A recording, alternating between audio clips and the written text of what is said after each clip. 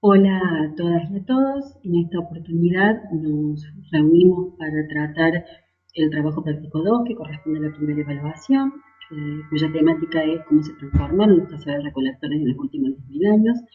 Para este trabajo ustedes tienen que leer el capítulo 5 del lineamiento del de la cátedra, de la guía de la cátedra, y el trabajo de Bettinger, publicado en el 2001, titulado Cazadores del Océano. El objetivo fundamental es que ustedes, a partir de la lectura crítica de estos dos trabajos, sean capaces de reconocer la variabilidad de los modos de vida del grupo de cazadores recolectores del Holoceno, a su vez las diferencias con los cazadores recolectores del Holoceno, y vinculado con este punto, como han visto en los teóricos, la viabilidad de los estudios arqueológicos para indagar y para comprender a los grupos cazadores recolectores del pasado. Lo primero que me gustaría es que tratáramos de qué hablamos cuando hablamos de cazadores-recolectores, ¿sí? Este término se refiere concretamente a las comunidades que obtienen su sustento a partir de la realización de actividades predadoras, sin ninguna clase de producción de alimentos. En este tipo de estrategia social, fue una de las que más perduró en el tiempo, dado que se desarrolló durante todo el Pleistoceno y el Holoceno en algunas partes del mundo, incluso hasta la actualidad. Lo cierto es que mucho se ha escrito sobre cómo caracterizar estas comunidades de pequeña escala. Lo importante en este punto es que comprendan que, como toda disciplina, eh, se ha paulatinamente buscado entender las estrategias de estos grupos a la luz de los diferentes marcos teóricos de referencia, ¿sí? Así pasamos, por ejemplo, de una mirada que los consideraba desde una línea netamente evolutiva, como evolucionista, perdón, como expresiones primitivas y básicas, a expresiones que buscaban identificar la complejidad de los cazadores recolectores. Eh, Estas sociedades de pequeña escala fueron, a partir de los 60 hubo como una especie de acuerdo, que es donde se pautó cuáles eran los elementos básicos para estas sociedades de pequeña escala. En primer lugar, la subsistencia en la caza y la recolección, sobre lo cual no hubo nunca demasiada discusión. Se trataría de sociedades relativamente igualitarias, con una clara división sexual del trabajo, una alta movilidad residencial y la propiedad comunal de la tierra. Ahora bien, esta caracterización, como toda tipología social, encorseta las realidades de las comunidades y no alcanza a dimensionar la variabilidad de estrategias llevadas adelante por los grupos cazadores recolectores, de las cuales daban cuenta los estudios etnográficos y etnoarqueológicos que se estaban comenzando a desarrollar en ese momento.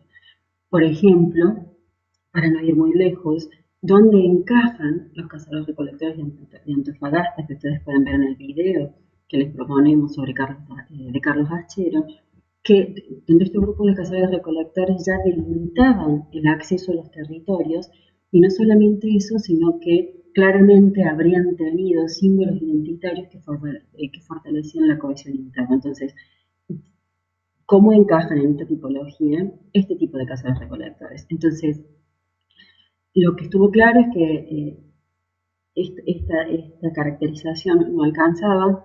Hubo muchas críticas a estos modelos tipológicos y esencialistas, eh, planteando que en realidad entre los cazadores recolectores había una gran diversidad y que habían sufrido grandes transformaciones, ¿sí? Que había diversas formas de movilidad, de territorialidad, de desigualdad, de intensificación del ritual, de la tecnología. Por eso, en concreto, lo que nosotros presentamos aquí, nosotros y nosotros desde la cátedra presentamos aquí, es la propuesta de Bettinger, que fue uno de estas miradas que intentó, en definitiva, dar cuenta de la variabilidad de los comportamientos de los cazadores recolectores. ¿Sí? Bettinger separa desde lo que es la ecología evolutiva o ecología del comportamiento humano, y en este sentido me gustaría primero aclarar algunos conceptos básicos respecto a lo que este marco teórico plantea en general, que después también van a ver que Piperno, el trabajo práctico 3, se basa en el mismo marco teórico que ahora les voy a resumir muy brevemente, y que seguramente pecaré de simplificar, ¿no? Porque como todo resumen, toda síntesis simplifica muchas veces la complejidad del marco teórico. La ecología del comportamiento deriva de la ecología evolutiva, que trata, en suma, la relación entre los organismos y sus diseños adaptativos con los ambientes ecológicos a través de la aplicación de la selección natural. ¿Sí? Darwin estudia en concreto los comportamientos, para traducirlo, estudia los comportamientos y su relación con la adaptación a ambientes particulares y poblaciones específicas. ¿Sí? Considera que el ser humano, que es producto de la selección natural, no responde por selección genética como otros animales no humanos, sino que tiene la capacidad cognitiva para tener objetivos, preferencias e intenciones. Es por esto que sus decisiones les permiten adaptarse a ambientes diferentes por medio del aprendizaje. El postulado central de la ecología del comportamiento es asumir que la selección ha moldeado precisamente el comportamiento de los individuos, frente a lo cual estos siempre intentarán tomar decisiones que los beneficien. ¿Sí? Por eso, la ecología del comportamiento pasa de un individualismo metodológico, que es después lo que después ustedes ven, por ejemplo, con el dilema del prisionero, ¿sí? Donde se entienden que prevalecen siempre aquellas decisiones que favorezcan a la persona. No lo piensa en nociones de grupo, sino de individuo. Conceptos como maximizar recursos, energía, minimizar costos, comportamientos óptimos, el individuo racional, tasa de beneficios, son todos conceptos que ustedes van a encontrar asociados siempre a la ecología del comportamiento. Lo cierto es que la ecología evolutiva desarrolló modelos que procuran dar cuenta de la variabilidad de las comunidades cazadoras-recolectoras. En este sentido, vale aclarar, como específicamente lo indica tanto los lineamientos como el PRESI que ustedes tienen subidos al aula virtual, que los modelos lo que buscan es predecir los comportamientos óptimos entre diferentes alternativas, bajo condiciones ambientales y sociales concretas, y a partir de allí formular hipótesis que permitan explicar casos concretos. Como Binford lo señaló, que estos modelos de optimización solo son herramientas, es decir, son un marco de referencia sobre el cual elaborar hipótesis. Son, como él los denominó, instrumentos intelectuales, donde lo importante no es si sus postulados son ciertos o no, sino que sean útiles para los objetivos de una determinada investigación. ¿Sí? Tengo este modelo, esto es lo que debería proponer, o esto es lo que propone, esto es lo que me permite explicar. ¿Sí? Uno de los modelos más conocidos son estos modelos de optimización. ¿Sí? Uno es el que ustedes tienen ahí en Bettinger, que Bettinger explica bien claro en la página 4, a partir de la página 498, y que después retoma cuando explica su propio modelo, que son las teorías de aprovisionamiento óptimo. La teoría de aprovisionamiento óptimo parte de la premisa, recordando la ecología del comportamiento, que las decisiones humanas tienden a aumentar la tasa neta de energía ganada. ¿Qué significa esto? Que tienden a maximizar los recursos. ¿Sí? De la teoría del comportamiento óptimo, o la teoría del comportamiento óptimo se basa en dos modelos en específico: la amplitud de la dieta y la selección de parcelas, que vamos a tratar de explicar brevemente, pero lo importante que ustedes tienen que tener en cuenta es que se basa en la relación entre la energía y el tiempo. Recuerden esto porque esto es lo que después va a retomar Bettinger en su modelo para explicar los cambios entre las estrategias adaptativas de los cazadores-recolectores. El modelo de la amplitud de la dieta se basa en que el objetivo del forrajeo o del aprovisionamiento en general es maximizar la captura de energía. ¿Qué es esto? La captura de energía es la energía total obtenida por unidad de tiempo de búsqueda y procesamiento. Esto supone, ¿sí?, que los grupos cazadores-recolectores, o que los cazadores en particular, harán hincapié en la captura de presas de mayor retorno energético. Es decir, van a priorizar la caza de las presas que les generen mayor retorno energético. El modelo de amplitud de la dieta señala que cuando la probabilidad de encuentro con las presas de mayor provecho desciende, debido, por ejemplo, a su agotamiento. En concreto, piensen que para la región americana, sobre todo andina, la presa de mayor retorno es el guanaco, ¿sí? Entonces dice que cuando esto disminuye, cuando el guanaco, por ejemplo, disminuye en su cantidad, recién ahí los cazadores recolectores ampliarán su dieta para incluir otras presas de mayor utilidad, de menor utilidad, en orden descendente, ¿sí? Las más importantes primero, las que le sigue al guanaco primero y las que vienen después. Esto, a ver, es importante remarcar en este punto que la abundancia de una presa no es la condición necesaria de una presa de un recurso, no es la condición necesaria para que ese recurso sea incorporado a la dieta, sino que depende siempre de la abundancia del recurso de mayor retorno energético. Si este disminuye, ¿sí?, afectando su tasa de encuentro, recién ahí se van a incorporar otros recursos más chicos. Por ejemplo, que haya una enorme diversidad de cuises cercanos al sitio, eso no va a llevar a que se los incorpore a la dieta, sino que lo importante es que disminuya el guanaco. Recién ahí los cazadores van a empezar a pensar qué otra presa incorporamos a nuestra alimentación, ¿sí? O no van a sumar la recolección del algarrobo de los recursos vegetales silvestres porque estén disponibles en la cercanía o porque haya muchos árboles disponibles, sino de nuevo, porque el guanaco, que es la presa principal, disminuye, y porque además van a calcular los costos de búsqueda y procesamiento de estos recursos, medidos en calorías consumidas para capturar y procesar y demás, y los beneficios que se obtienen al consumirla.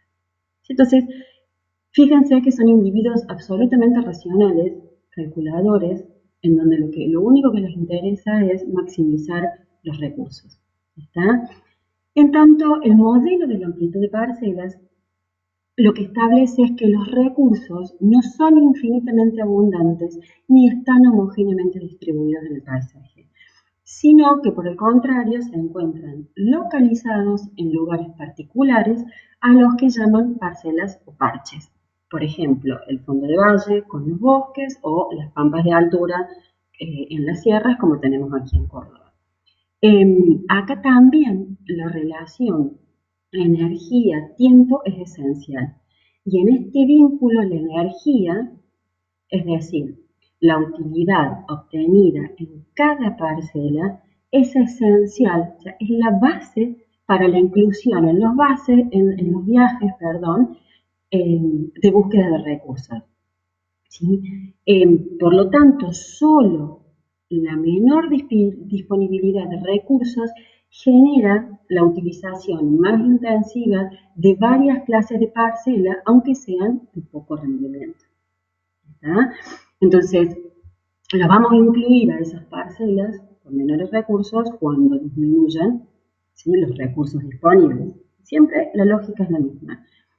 Esto será lo que este modelo de optimización es el que retoma Bettinger a la hora de plantear las diferencias entre viajeros y procesadores. Ahora vayamos directamente al artículo del 2001 y remarquemos cuáles son los puntos que a nosotras y a nosotros como cátedra nos interesa que ustedes comprendan. En primer lugar, Bettinger aclara en las primeras páginas del trabajo la diferencia entre años calendáricos y años radiocarbónicos. Como vieron en la unidad 1 de los teóricos, los y las arqueólogas trabajamos con fechas radiocarbónicas, ¿sí? Estas deben ser calibradas, dado los años radiocarbónicos se calculan en función de la pérdida que tiene un organismo vivo desde que muere, la pérdida paulatina de carbono 14, que eso es medible, ¿sí? Esa pérdida se puede medir. Entonces, esto debe ser calibrado, esta fecha que nos indica cuándo ese arroz fue cortado, cuándo ese individuo falleció, dado que ha variado en el tiempo la concentración de carbono 14 en la atmósfera, ¿sí? Por ello, las fechas radiocarbónicas son calibradas a fin de ajustarlas. Y es por eso que Bettinger plantea que la transición Pleistoceno-Holoceno corresponde a 11.600 años antes del presente, antes AP, como indica él. Recuerden que antes del presente, que se expresa AP o BP, depende si estamos en español o en inglés, significa antes de 1950, que es cuando se comenzó a usar el método de carbono 14. Por lo tanto, por ejemplo, en este caso, si tenemos 11.600 AP, podría ser traducido aproximadamente al año 9.550 a.C.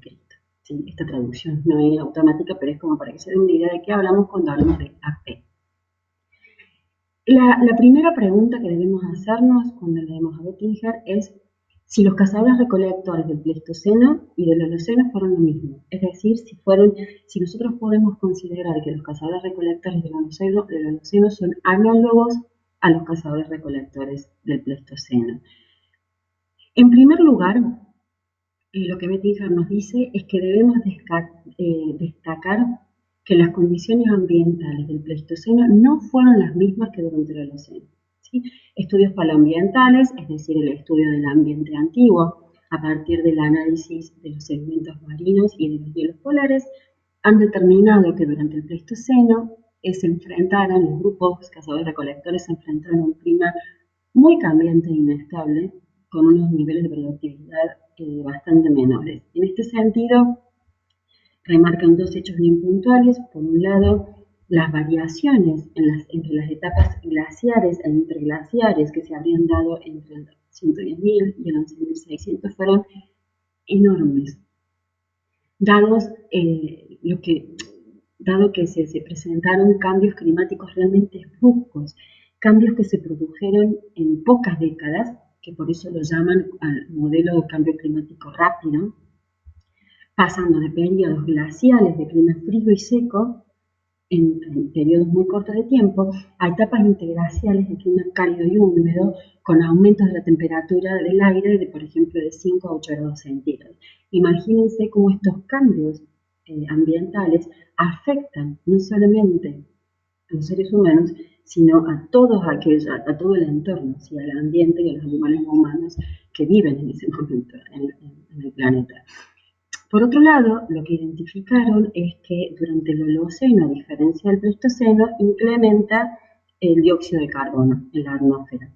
Esto favoreció el crecimiento del vegetal, lo que quiere decir que los vegetales que había en el Holoceno eran más productivos y tolerantes a la sequía y al frío que los del Pleistoceno, porque había más dióxido de carbono, pero también había mayor biomasa, es decir, masa viva, y la actividad fotosintética, que es la que transformaba la energía del sol en energía para las plantas. ¿Sí? Ahora, ¿qué implicancia tuvo para las estrategias de cazadores-recolectores la transición de Pleistoceno al Holoceno? Desde la perspectiva de Bettinger, en concreto, estos cambios ambientales habrían generado una alta movilidad debido a la baja previsibilidad, ¿sí? Lo que seguramente convirtió a los recursos vegetales en uno de los recursos menos importantes de lo que sería la obtención de alimentos. En la página 508 plantea específicamente que los cazadores-recolectores del Pleistoceno, ante la enorme variabilidad ambiental temporal, con cambios descritos, como vimos, como dramáticos, tienden a haber generado las capacidades tecnológicas y de comportamiento necesarias para sobrevivir en condiciones glaciares, tanto como interglaciares, ¿sí? Con lo que implica cada una de ellas. Por ello, sostiene que fueron grupos, o deberían haber sido grupos altamente móviles, a lo que llaman cazadores-recolectores de nichos o de parcelas, ¿sí? Es decir, que se movían a través del paisaje al ritmo de los cambios. Entonces, nos podemos preguntar cómo fue, profundizando esto, la relación de los cazadores-recolectores con el ambiente durante el Holoceno, y Bettinger plantea que en este contexto la relación del ambiente realmente se convierte en un condicionante, aunque no lo dicen esos términos. Podemos decir que los cazadores-recolectores del Pleistoceno no son análogos con los cazadores-recolectores del Holoceno. Los del Holoceno se relacionaron con condiciones ambientales diferentes, es decir, con un ambiente más productivo y estable que les permitió a los grupos potenciar sus prácticas y estrategias, sumado a que se dio un aumento en la densidad de población. O sea,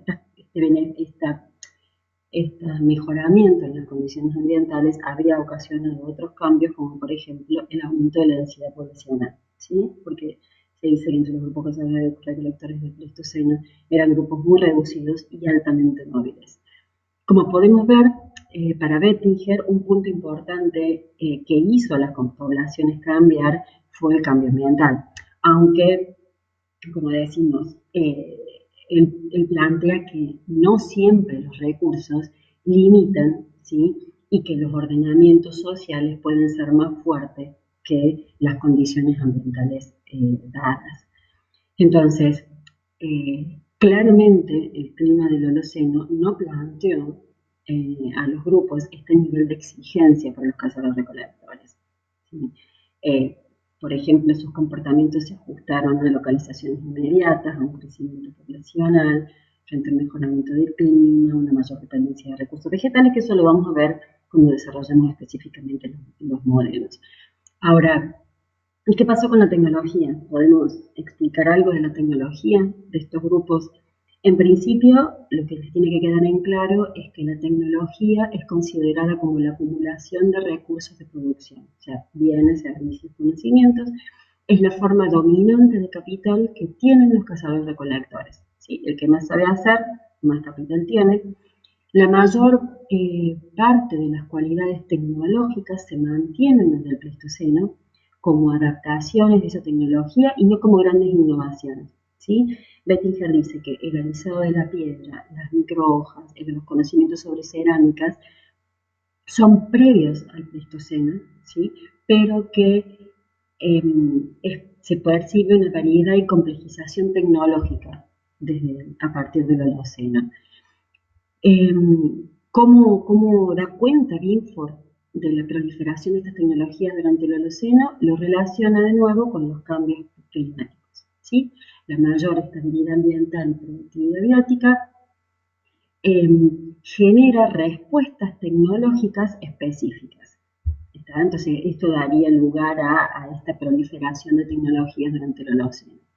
Lo que sí nos dice en la página 512 que la única innovación tecnológica que considera como la tecnología del Holoceno es la invención del arco y la flecha, ¿sí? A la vez que él las considera, a tal punto, en realidad, que él las considera dentro de las eclosiones tecnológicas, no solo por su perdurabilidad en el tiempo, tengamos presente que hasta el invento de la pólvora fue el arma de guerra principal, sino también por los cambios que introdujo, no solamente en las formas de cazar, que les volvió más productivas y complejas, sino también en las relaciones sociales, ¿sí? Y esto que plantea Bettinger nos da pie a que aclaremos un concepto que a mí me parece que les debe quedar bien clarito, que es el concepto de estrategia adaptativa. ¿Sí? Es importante que recuerden que la noción de estrategia adaptativa que Bettinger describe en las páginas 503 y 504 y que luego retoma en la página 515 del trabajo, que es entendida como la relación entre la subsistencia, la demografía, la población, los recursos y la tecnología, ¿sí? Y los mecanismos que permiten alcanzar los objetivos, o sea, todos aquellos mecanismos vinculados con la reducción del riesgo, la reducción del tiempo y el aumento de la energía. Todas estas estrategias adaptativas promueven el éxito de los cazadores-recolectores en una gama amplia de situaciones tecnológicas y ambientales. Es decir, que la tecnología no tiene sentido por sí misma si falta alguna variable de lo que se supone que ella hace, ¿sí? En suma, este concepto de estrategia adaptativa procura desestimar la predominancia o el dominio de una variable sobre la otra, ¿sí? Para Bettinger son importantes las variaciones de población y recursos y cómo los cazadores-recolectores enfrentan los desajustes espaciales y temporales. ¿Sí? Va como bloque, a eso apunta con estrategias adaptativas. Uno de los primeros autores que ustedes tienen en lineamientos en plantear modelos dentro de esta propuesta fue Binford en 1980 con el modelo de buscadores y recolectores que planteó que la proporción entre población y recursos son las variables más importantes. Los buscadores y recolectores los planteó como dos extremos de un continuum. Se generó para entender las respuestas de los cazadores-recolectores ante las variaciones del ambiente, donde la población es una variable dependiente. Ante una productividad ambiental alta, es decir, recursos homogéneamente distribuidos, prevalecen las estrategias buscadoras que implican, en concreto, una alta movilidad que lleva a la gente hacia los recursos. Recuerden el esquemita que ustedes tienen en lineamientos, en donde explica cómo estos grupos cazadores-recolectores se van moviendo en el paisaje a los fines de buscar aquellos recursos de mayor retorno, ¿sí? Esto lo que genera es un traslado o movilidad residencial de los grupos hacia los recursos. Esto sería básicamente la definición de buscadores. ¿Cuál es el correlato con la tecnología? Las tecnologías en estos grupos se observa como más conservadas, lo que significa que se confeccionan artefactos para que duren mucho tiempo y puedan ser utilizados para numerosos fines. Están fundamentalmente orientadas a cuidar los instrumentos y los equipos, por eso son conservadas, y además la materia prima es de mayor calidad, ya que lo que se busca es minimizar el riesgo, o sea, que sirva y que no te abandone a la mitad de la cacería, ¿no? Frente a una productividad ambiental baja, los cazadores-recolectores plantean estrategias diferentes, donde lo que está claro es que la movilidad residencial no resuelve estos cambios que se dan en la productividad ambiental, lo que reduce la movilidad residencial a una estrategia de movilidad logística. Es decir, los cazadores-recolectores fijan campamentos bases y se organizan partidas logísticas para buscar recursos, ¿sí? Es decir, que en este caso ya son los recursos los que se mueven hacia la gente, ¿está? Esto es básicamente lo que define a los recolectores. Porque además las condiciones ambientales cambiantes y la menor productividad de las parcelas hace que la gente vaya dividiéndose y ocupando parcelas distintas. Entonces, cuando yo me quiero trasladar como grupo de una parcela a la siguiente, sé que esta está ocupada, ¿sí? Entonces, por eso es que eso también genera una presión extra que implica un cambio en la movilidad. Y ahora, ¿y cómo se comporta la tecnología? En estos casos, se plantea que la tecnología es más expeditiva, ya que lo que se busca es minimizar el esfuerzo tecnológico. Por lo tanto, los instrumentos se efectúan con cualquier materia prima y no son muy elaborados, es decir, salvan las circunstancias, ¿sí? Ya no necesitan tener artefactos complejos para trasladar constantemente y que tengan múltiples usos, y de hecho hasta la materia prima no necesita ser de la mejor calidad.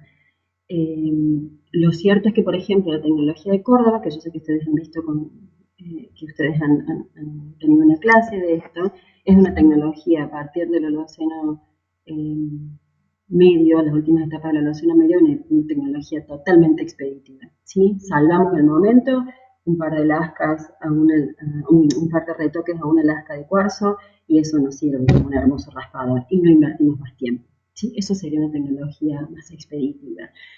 Entonces, para resumir, donde los recursos están disponibles en razonable cantidad a lo largo del año, es esperable la más simple estrategia buscadora. Está una alta movilidad residencial, una obtención intensiva de los recursos, relativa sencillez y una tecnología generalizada de apoderamiento.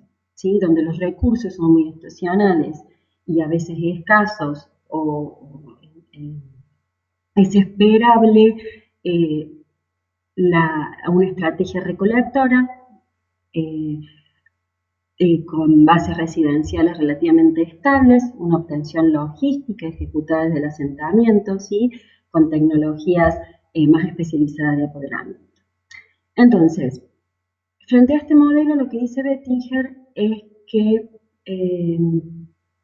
como Binford lo plantea, para dar cuenta de las respuestas de los cazadores recolectores a los cambios en el ambiente natural, dice que relega indefectiblemente la variable poblacional a una variable dependiente.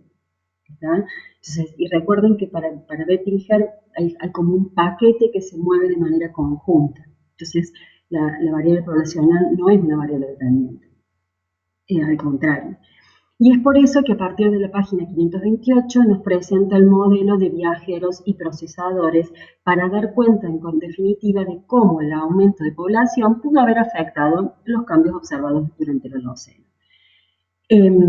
Recuerden que lo que es la amplitud de la dieta y la selección de parcelas son centrales para dar cuenta de cómo las variaciones de población y recursos afectan la forma en que los cazadores-recolectores administran el tiempo, utilizan el espacio y adquieren energía. ¿Sí? Recuerden que tiempo y energía son dos variables centrales para dar cuenta de las características de cada uno de estos modelos que plantea Bettinger. Entonces, nos presenta en primer lugar lo que es la estrategia viajera, donde los grupos humanos explotan pocos recursos de alta calidad y un bajo costo de procesamiento, es decir, los animales grandes. ¿Sí? En el marco de los modelos optimizadores, se entienden que son reductores de tiempo, porque reducen el tiempo dedicado a la búsqueda y procesamiento de recursos de alta calidad. ¿Sí? Bajo esta premisa, cuando los recursos disminuyen, los cazadores recolectores levantan su campamento y se trasladan a parcelas más ricas. ¿Sí? No es que van a explotar o van a aprovechar los recursos mínimos que están en las parcelas, sino que van específicamente por esa parcela importante, porque son maximizadores de tiempo. ¿Sí? Por el contrario, la adopción de una estrategia procesadora es el resultado de un desequilibrio entre la población y la movilidad residencial. Los cazadores-recolectores, ante el aumento de población, deberán pasar menos tiempo trasladándose de parcela en parcela y explotarán menos parcelas, incorporando incluso aquellas de menor calidad, ¿sí? Ya que no pueden trasladarse en amplios territorios porque hay otros grupos que se lo impiden. Esto obliga necesariamente a ampliar la dieta, dado que los llevará a incluir recursos de menor calidad, ¿sí? Lo que implica que se incrementen los costos en el tiempo de procesamiento. ¿Sí? Los ejemplos bien claros que da Bettinger con respecto al procesamiento, los costos de procesamiento, a lo que entiende por costos de procesamiento, son los ejemplos de las nueces y de las bellotas, por ejemplo, de comunidades de África del Sur y de California. El procesamiento de nueces y de bellotas lleva entre 12 y 19 horas. ¿Sí? Entonces él nos plantea, a esto se ven obligados los cazadores-recolectores, ¿sí? Entre los cambios de población y ambiente y distribución de los recursos. Entonces, la relación entre energía y tiempo se altera y en las estrategias procesadoras es la maximización de la energía lo que predomina. ¿Sí? Es esto lo que habría generado o posibilitado un énfasis en el procesamiento de vegetales. Es decir, recién cuando los recursos disminuyen ante un crecimiento poblacional y un cambio ambiental, es que los cazadores recolectores comienzan a incorporar recursos vegetales de procesamiento y de búsqueda más costosos. El paso de los cazadores recolectores reductores de tiempo a incrementadores de energía, ¿sí? O en otros términos de viajeros a procesadores, no es rápido y habría sido en etapas. Además, habría estado acompañada de la incorporación o el mayor desarrollo de otras estrategias incrementadoras de energía, como lo son el almacenamiento, el sedentarismo y la territorialidad. Por lo tanto, Bettinger plantea que estas estrategias incrementadoras de energía implican necesariamente la reestructuración de las relaciones sociales, ¿sí? Por ejemplo, habrían surgido lo que es la competencia por la obtención de parejas y prestigio y los derechos de uso. Pero lo importante que plantea Bettinger es que surgen porque ya estaban presentes de alguna manera.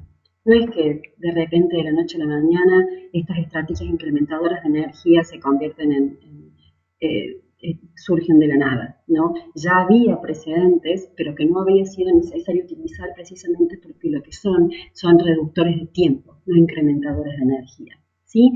Por ejemplo, y esto plantea Bettinger, los cazadores comparten la comida, específicamente la carne, esto siempre se comparte, no importa el tamaño de la presa. Los de recolección no, son de uso restringido. Esto habría incentivado el almacenamiento, lo cual era tolerado como un beneficio personal. El mayor sedentarismo facilita el aumento de población, ¿sí? Nos quedamos más tiempo, la pasamos mejor, se ve que no nos reproducimos más.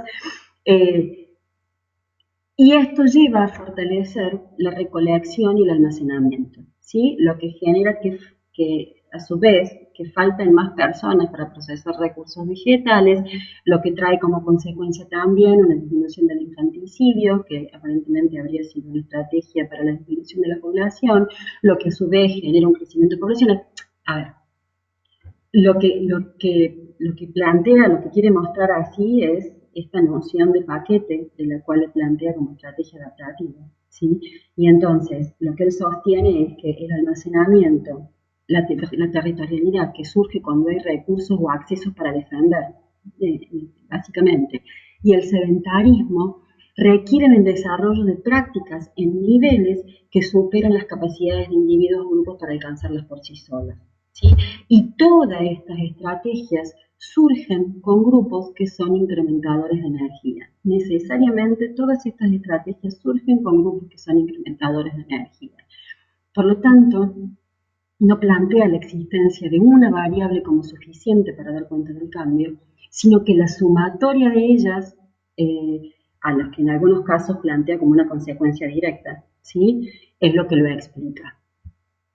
Un ejemplo concreto que vieron en la clase teórica sobre los cambios en los cazadores recolectores de Córdoba, desde el Holoceno medio en adelante, está vinculado a esta noción de que el crecimiento poblacional que se habría experimentado durante el Holoceno medio a partir de los cambios ambientales habría dado lugar a una intensificación de la dieta, ¿sí?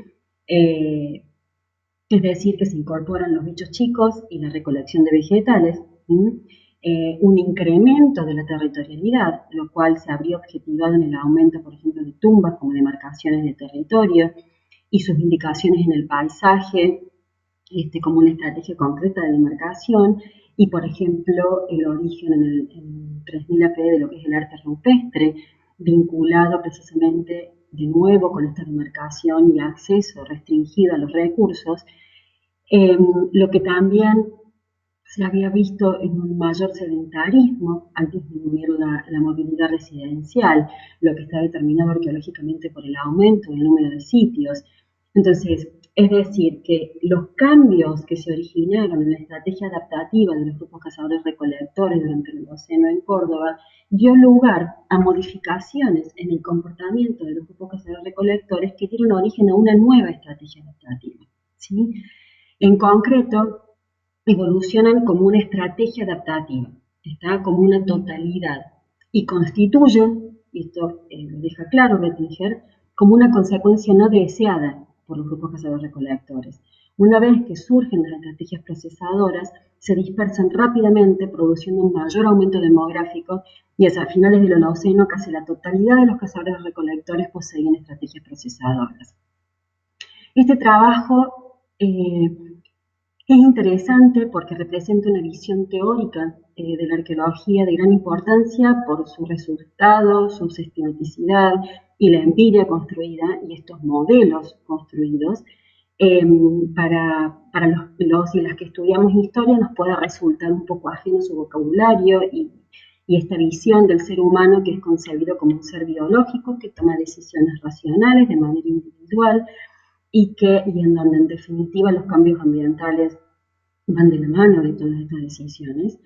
Y lo cierto es que por ahí esto es lo que ha generado otras miradas, porque da la impresión de que estos grupos no tuvieran gustos, tradiciones o tabúes, eh, sino que se la pasan midiendo calorías y nutrientes, o tienen una mirada de género bastante particular, donde a las mujeres le dan un lugar bien específico, como por ejemplo plantean en la página 509, que al reducirse las variaciones climáticas, el estatus de la mujer presumiblemente mejoró, y eso es probable que por primera vez en la historia humana, en muchos lugares, los varones hayan llegado a depender de las mujeres para su alimentación, ¿sí?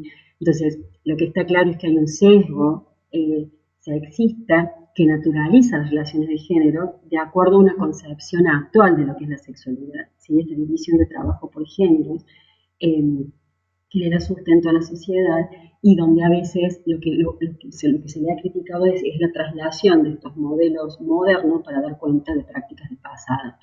Entonces, sin embargo, existen otras líneas o propuestas que priorizan otro tipo de análisis, muchos de los cuales se centran en las perspectivas post-processuales, como ustedes vieron en los teóricos, como por ejemplo los de los tabúes alimenticios que analizó Polito entre los MUCAC, en la Amazonía colombiana, donde hay animales que por más que sean, uno los ve grandotes y suculentos, no son incorporados a la dieta a pesar de su alta tasa de retorno, porque hay estrategias porque hay tabúes que están limitando el consumo de ese animal, o por ejemplo los planteos de Almudena Hernando respecto a lo que es la diferenciación sexual implementada por comunidades etnográficas en Brasil, ¿sí? Donde lo que nos dice ella es que las divisiones de género que nosotros tenemos en la cabeza no alcanzan a dar cuenta de cómo se relacionan sexualmente en estas comunidades indígenas.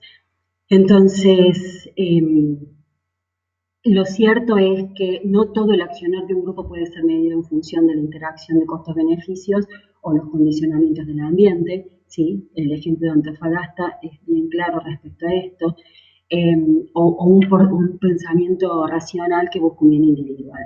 Lo cierto es que, más allá de esto, de estas alternativas que ustedes tienen que saber que existen, el artículo lo que propone son modelos para comprender cómo fueron cambiando estas poblaciones, ¿sí? A lo largo del Holoceno, y que no podemos hablar o no podemos priorizar una mirada que uniformice las estrategias adaptativas de los grupos cazadores recolectores, porque lo que está claro es que hay una enorme diversidad de respuestas. Es decir, que tenemos cazadores recolectores que han habitado el planeta durante muchísimo tiempo y que aún hoy lo hacen, pero que no siempre fueron lo mismo, ¿sí? Que han sufrido cambios y muchos. Entonces, en concreto, estos son los ejes en los que queremos que se centren a la hora de leer un texto que, insisto, presenta una complejidad significativa. Entonces, queremos que presten atención a estas líneas y que sean capaces de dar cuenta de estas diferencias que claramente plantea Bettinger para cazadores recolectores, ¿sí? Bueno, los dejo con la profe Franco, que les va a explicar los siguientes dos textos. Espero que se cuiden, que mantengamos el distanciamiento social, así esto se termine pronto y nos podemos encontrar en el aula, ¿sí? Salud, chao, chao.